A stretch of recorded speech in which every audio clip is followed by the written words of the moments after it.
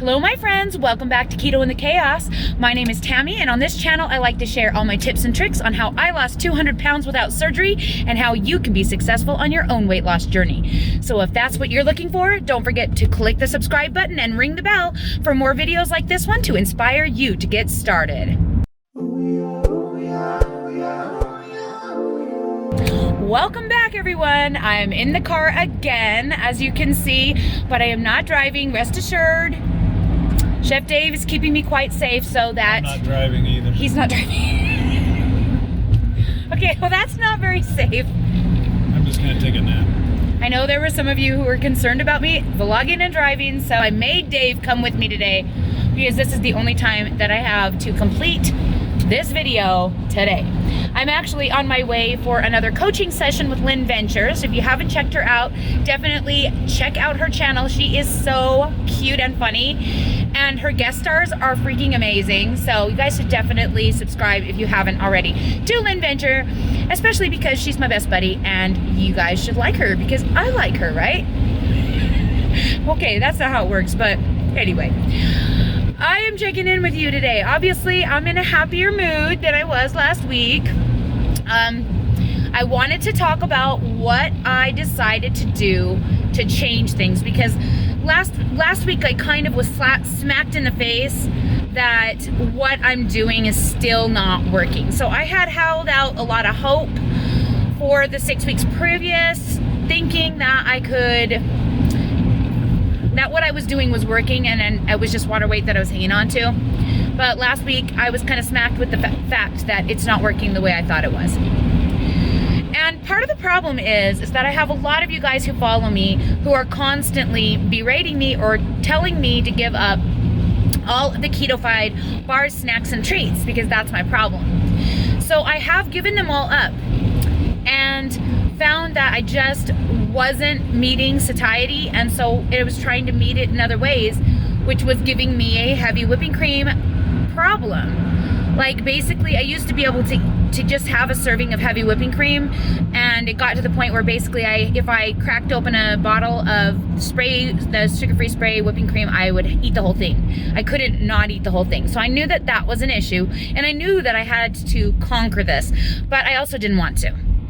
Last week especially, I really didn't want to. Like I said, I really wanted to just sit and eat popcorn like me and Dave used to back in the good old days. Sounds good. I know, I miss popcorn. It was our thing. We used to go to the movies and get popcorn. We used to sit at night and watch TV and eat popcorn. And now, Dave avoids me at night because it reminds us of popcorn.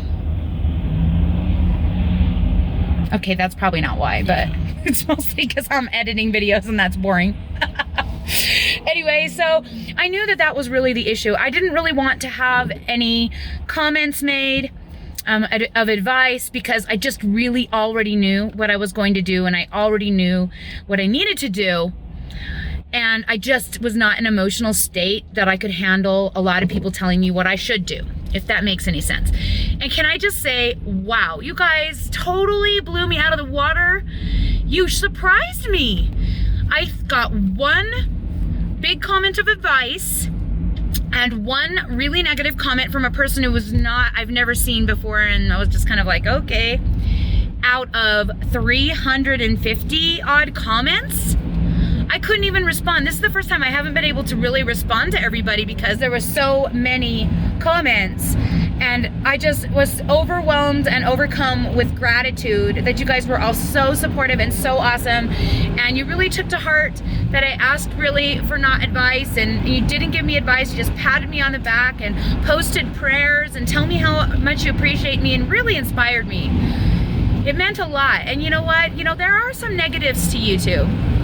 But I'll tell you what, the positives here in our channel, in my community, way outweigh the negatives. Like, you guys are just awesome. So, I wanted to come back on and explain to you what I decided to do, and that's all that to say, I decided I'm putting my keto treats back in the ball game. And what I decided to do was to go back to eating 3 meals a day in my fasting window and have the second meal be a protein-centric keto treat. So for this week, I decided to do Quest bars and Quest cookies. I think I had 3 Quest cookies and 6 Quest bars this week. I think, maybe 5. Can't remember exactly what day I started it. But yeah, that's what I decided to do. It may have been even 7. I'm not 100% sure. I may have started last Saturday. I think I may have last Saturday said to stick it and done that already last Saturday. So it might have been 7 Quest bars. So my point of doing that, this is the reason I chose to do that. Number 1, Quest bars or any other kind of protein bars taste like a treat. They have sweetness, they taste like candy, but they are protein centric and they really do feel satiating to me a lot more than, say, the heavy whipping cream. I think I could just eat can after can after can of heavy whipping cream and really never stop and never have my body say that's enough. The only thing that was stopping me from eating that much was that I would just get to the end of the bottle and it wouldn't put any more out. And so that's not healthy. If you're having any kind of thing that you just feel like you can't control how much you're eating of it, that's an issue. So a Quest bar seems like it's doing the trick for giving me that sweetness that I need for having a treat. Now, why do I think I need to have a treat? That is another mental thing that I have been dealing with and thinking about, because at the beginning of my journey, I had to kind of break myself of sweet treats, and I went a whole 8 months without them and lost 100 pounds. So obviously it worked. It also helped to kill my craving for sweets. So why am I now trying to feed a craving for sweets? Well, that is twofold. Number 1, part of the reason that I felt like this way of eating would be a long-term thing is that eventually I would get to my goal weight and be able to eat all the fat. And that's kind of what has been in the back of my mind as I've been going through the times of keeping calories really low and limiting my exposure to treats like that. I have felt like I would have a light at the end of the tunnel. And so I'm kind of dealing with this fight with myself, how it's not fair that now I've gotten to the place where I thought that I would get to and be able to eat what I want to, not carb-wise, but just keto treat-wise, and have found that I am unable to, and that's extremely disheartening. So I'm trying to find something that kind of fills that void and makes me feel like I've accomplished what I intended to accomplish without causing me extra weight gain. I would really prefer it to be heavy cream, to be honest. It's really fun to eat, but it isn't working. Quest bars seem to be hitting the spot for the moment. Yes, it is making my protein very high. Has it raised my blood glucose? Not significantly, no. I've been kind of monitoring my blood glucose off and on for a while, and it's been consistently 100 to 110 no matter what I eat or what time of day. I never get below that hardly, maybe once a day. Also, my ketones never get above 0.6, but I still feel like I'm in ketosis and have all the symptoms of ketosis. So this has been something that I think in the protein-centric community, it's why they encourage not testing, because I think it's pretty common, and I also think it doesn't affect weight loss, because obviously I lost 200 pounds doing that, so I'm not super concerned about the higher protein. So now I'm hitting a level of between 140 and 180 protein a day, and that seems to be really working, because guess what, you guys? 7 whole days, I never went above 2,000 calories the whole 7 days. Also, I felt a lot more satiety and a lot less deprived.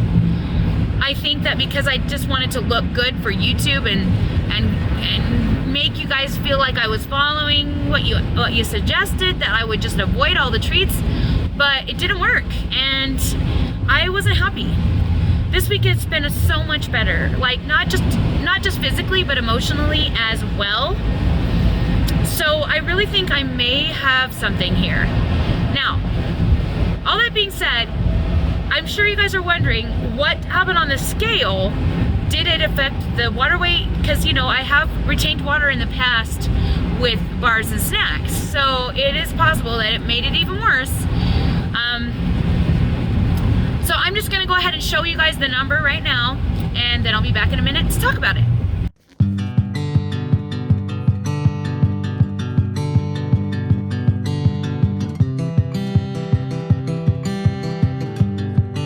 Well, as you can see, I weighed in today at 184.4, which is, I'm not exactly sure how much down. I think I was 191 point something last week. I don't have the heart to look. So it's at least 7 pounds down, right? Yeah, 7 pounds down. Woo! Obviously, that was a lot of water weight. We knew that I had not gained 6 pounds in a week of just fat, because that's just not possible. It's not as low as I'd like to see, because I pretty much had confirmed that my maintenance number that had been sticking at is 181, so I'm still 3 pounds up from that. But I am feeling a lot better about my choice. I look trim again and not bloated in the mirror. But I'm embarrassed to say that I completely forgot to do my measurements. So I actually don't know if I lost any in my waist, but it looks like I did, and my pants are fitting better, so I think maybe it went back down after getting that 2 inches. When I get home, I'll probably check, but I'm not gonna have time probably to add it to this video. Suffice it to say, putting more protein in my diet, even if it's in the guise of a treat like a Quest bar, is working better for me than trying to raise the fats up to stop me from gaining weight. I cannot seem to get satiety from fat. It just doesn't fill me up enough. Plus, the protein takes more calories to burn. So when I'm eating that excessive protein, I'm also using more calories to burn it. I did monitor my glucose every single meal. I should have videotaped it, but I didn't. I did keep track of it all. So I tested before my first meal, and then a half hour, 90 minutes, and 2 hours after my first meal. Then right before my Quest bar meal, and the same after that, and then right before my dinner meal, and then same after that. And my lowest, like I said, was 88 in the day, and that was the one right before the Quest bar. The highest it got was after my first meal. It got up to 104 at 2 hours post. 104 is nothing. I'm 104 in the morning most of the time. So basically, I just kind of stayed baseline the whole day. Ketones, the highest they got was 0.6 that whole day. And you know what? Whatever. GKI out the window, I don't really care. It doesn't, I just don't think there's accuracy in that when basically you're consuming less fat than your body needs to burn, and so then it just burns the body fat that it needs, so there's not tons of extra ketones floating around, like when you pound the MCT oil and it has to convert it all to ketones and they're just floating around there. I just don't buy that. So I know you probably don't agree with me, and that's okay. You don't have to agree with me, but I just wanted to put it out there that this is what I'm doing. And I have gone over 100 grams of fat the entire week and still have not crested 2,000 calories. That is the difference between adding 1 Quest bar and taking out 1 bottle of heavy cream per day.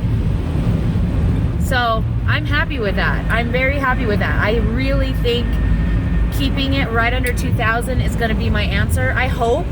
If I have to cut back more, then I shall cut back more. But as you guys know, we're coming into competition season. In fact, I don't even know if there will be a video next week, because I still haven't figured out how I'm going to make that happen. There is not 5 seconds in the entire day of Saturday next week that I can film a video for you. We literally are at the competition from about 9 a.m. until 10:30 p.m. And the time before we get there is involved in throwing makeup and hair and on my millions of answers. So yeah, there's not gonna be time to make a video. So I may have to do one on the Sabbath next week or skip. I don't know what I'm gonna do, we'll see. Maybe I could just push it off to Monday. That could work. I could even film my weight on Saturday and then just talk about it on Monday. Maybe I'll do that. I don't know. We're gonna play it by ear. I just wanted to say thanks so much for hanging out with me, and don't forget to check out all the links in the About section. I have a lot of goodies down there. I have my Teespring store, I have my Patreon, and some fun videos are coming out for Patreon soon. I actually have another episode of Transformations with Lynn Venture coming out in the next few days. And I also have a really cool promotional video coming out for this company that does at-home private blood testing. Yeah, it's gonna be awesome. So definitely join Patreon if you want to see those first. I appreciate all the support you can give me in any way. There's definitely even my snail mail and PayPal link in the about section. And don't forget to check out the Facebook group where you can get free help and support on your own weight loss journey. I have a getting started guide on that group, and I also will give it out for free to anyone that sends me an email, for those who aren't on Facebook, to ketochaos@gmail.com. As of this week, I am no longer accepting clients. So if you are looking for keto coaching, this is your last chance. I am taking people up to Thursday, basically to February 27th. So if you are looking to get in, you got to get in now, or I'm not taking anybody else until July. Sorry guys, but my life is too hectic and I don't want to leave you guys in the lurch. All right, I guess that's everything. I love you all so much. I appreciate all of your support. This community is amazing. Thank you for being here, and we'll see you all again soon.